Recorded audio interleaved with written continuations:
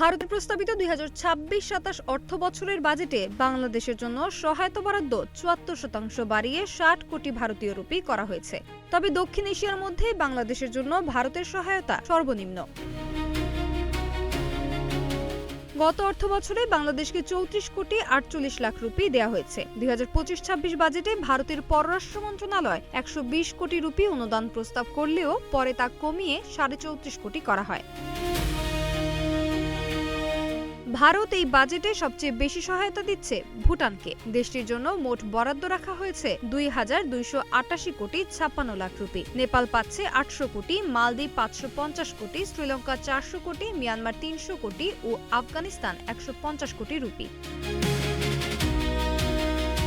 বিশ্লেষকরা বলছেন, বাংলাদেশের অর্থনৈতিক অবস্থার কারণে অনুদান কমে ঋণের দিকে ঝোঁক দেখা যাচ্ছে। ফলে ভারত লাইন অফ ক্রেডিটের মাধ্যমে ঋণ দিচ্ছে।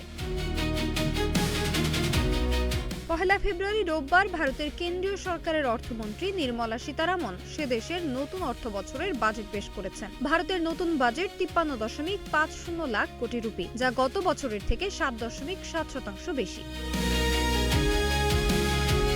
সোনালী সাহা, নাগরিক প্রতিদিন।